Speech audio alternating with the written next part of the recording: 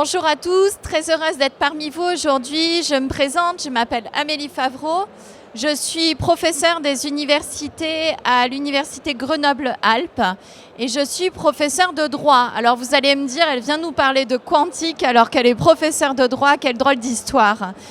Eh bien, je viens vous parler de technologie quantique, en effet, mais plutôt du travail que nous avons réalisé dans la fédération de recherche qui s'appelle Innovax, une structure fédérative de recherche qui s'appelle Innovax et que je vous présenterai après, et qui nous a permis de travailler sur les technologies quantiques alors qu'elles ne font pas encore partie de notre quotidien.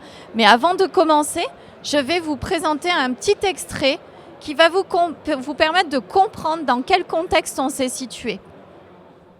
Madame la sénatrice. Forrest, contente de vous voir. On a 1h30. J'ai un repas en ville. Alors, ça avance le calcul quantique? Votre entreprise n'a pas seulement pris la tête dans la course à l'ordinateur quantique, vous avez écrasé la concurrence. Ils sont au point mort. Vous êtes loin devant et tout seul. Et moi, j'ai des questions. Vous travaillez sur quoi au sein de votre division baptisée Devs? Devs veut dire développement. Toutes les entreprises de haute technologie ont ces divisions. C'est vrai, mais qu'est-ce que vous développez exactement? Nous explorons le potentiel de notre système informatique quantique. C'est un peu vague. À croire que vous ne voulez pas attirer l'attention. Pourquoi ça? Ça nous détourne de notre travail. Ces diversions vous semblent futiles comparées à vos travaux? C'est ça. N'est-ce pas l'argument type pour mettre votre entreprise sous surveillance gouvernementale? Mais vous ne voulez pas nous surveiller. Vous voulez exercer le contrôle. Vous voulez mes systèmes pour la NSA. On veut vos systèmes pour l'Amérique. L'Amérique est aussi futile à vos yeux? Les gens ont peur des entreprises technologiques, Forrest. Ils ont très peur. L'intelligence artificielle va générer 60% de chômage. Les gens trouvent leur vie misérable à cause d'Instagram. Ils se sentent insultés sur Twitter. Facebook a détruit la démocratie. Ils se servent de vous. Et ils ont besoin de vous.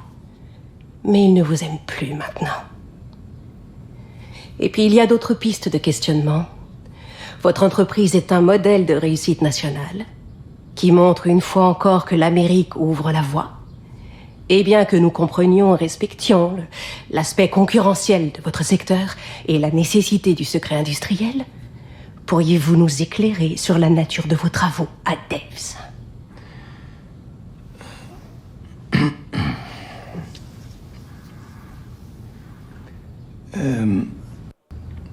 Nous nous servons de notre système quantique pour développer un algorithme de prédiction. Pour prédire quoi? Les cours de la bourse? Les tendances du marché? Bien sûr.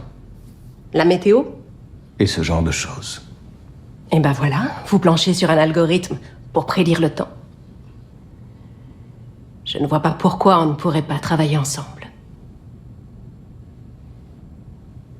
Alors, il va pleuvoir demain?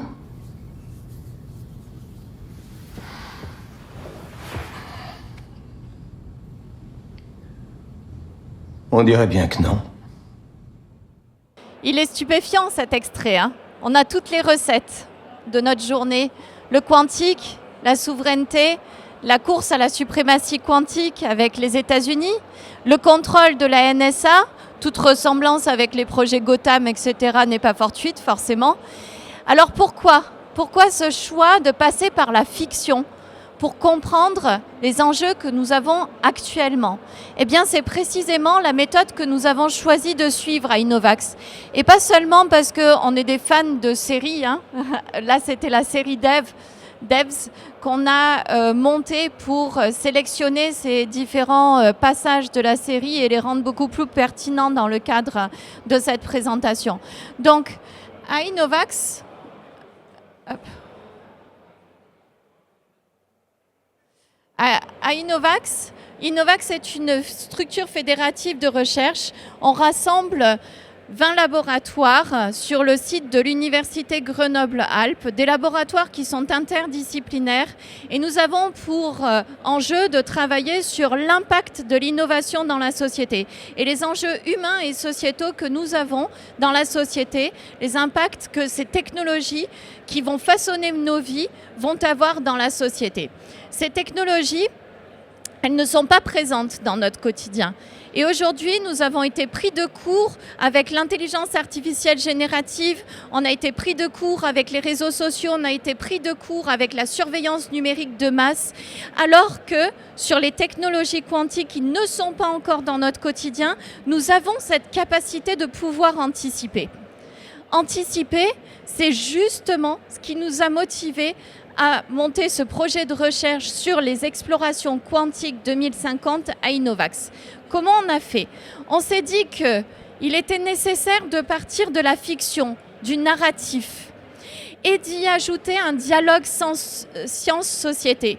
Parce que ces technologies, elles vont façonner nos vies individuelles, mais elles vont aussi beaucoup impacter sur nos sociétés démocratiques. On l'a bien vu, hein, l'impact de la surveillance dans ce court extrait. Donc cet impact sur la société est également très important. Donc un dialogue science participative.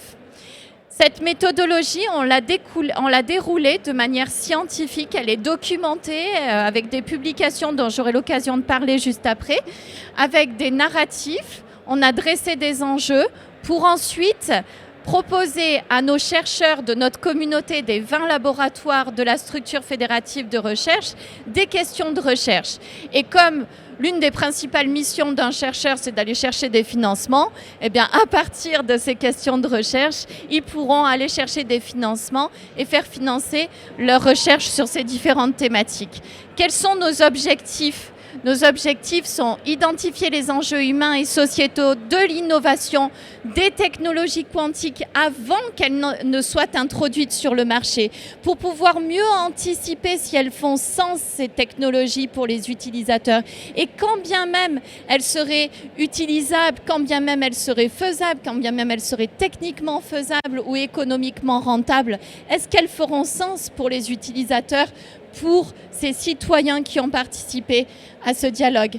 Et enfin, et là c'est très ambitieux, c'est proposer un dialogue avec les décideurs publics et leur dire voilà ce que souhaite la communauté de citoyens, voilà comment nous pensons que ces technologies vont impacter nos vies, voilà quel est le dialogue science-société, est-ce que vous, décideurs publics, vous êtes prêts à l'entendre?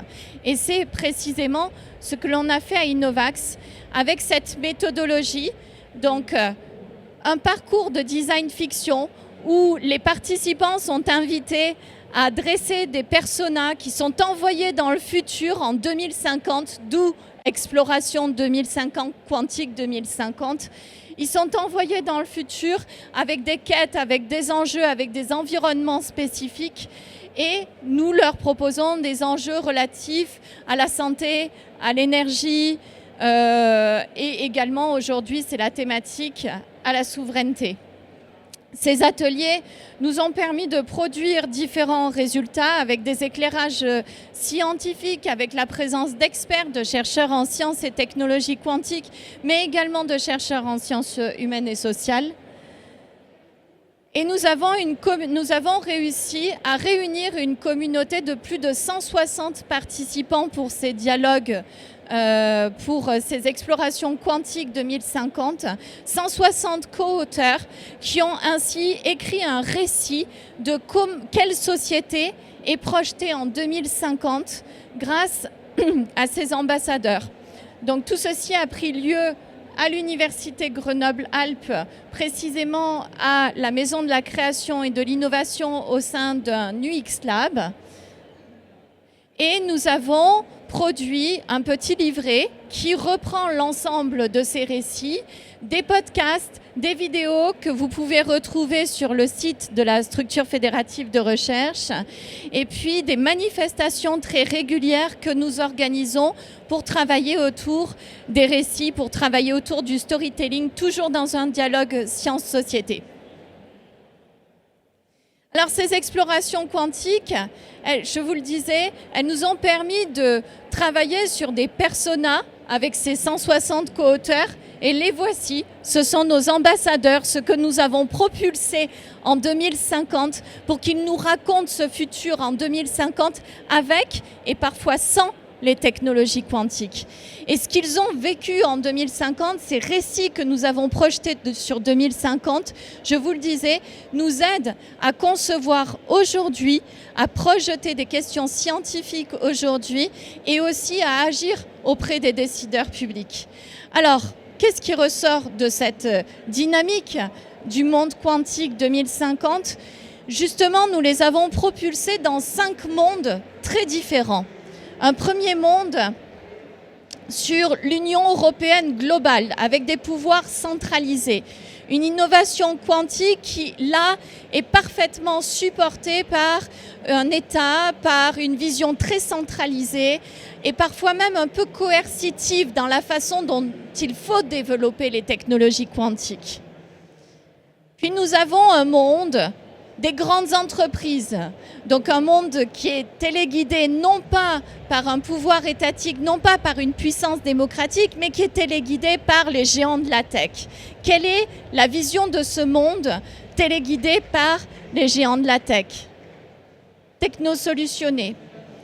Ensuite, nous avons un autre monde plutôt de collectifs citoyens qui, eux, s'organisent dans un dialogue citoyen à travailler autour de quelle innovation voulons-nous, quelle est l'innovation qui sera choisie par nos sociétés.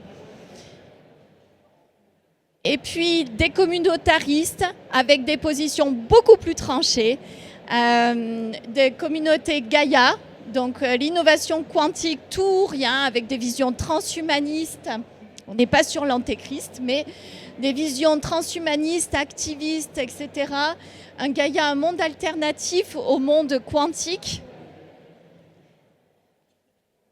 Voilà pour les 5 mondes qui nous ont permis de drainer des récits, de drainer un narratif sur quelle pourrait être cette société avec ou sans les technologies quantiques.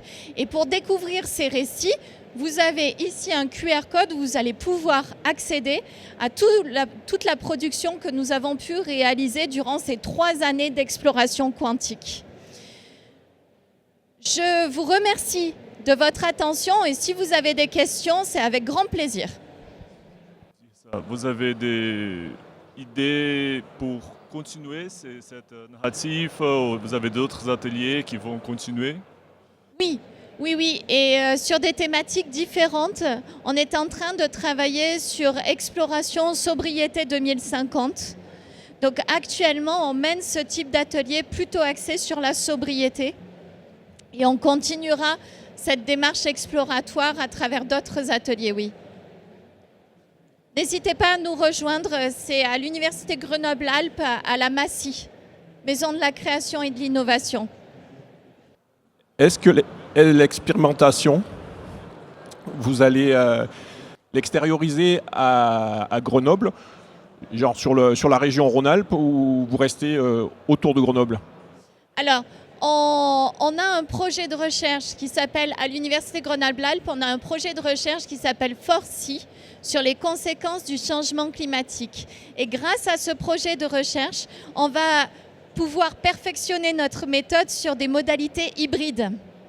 Et la possibilité de conduire ces explorations à Grenoble tout en associant des partenariats distants. Donc, pour répondre à votre question, on reste localisé à Grenoble, mais on va travailler sur cette hybridation de la méthode. Vous pouvez rester connecté sur notre site, il y aura toutes les informations. Merci beaucoup.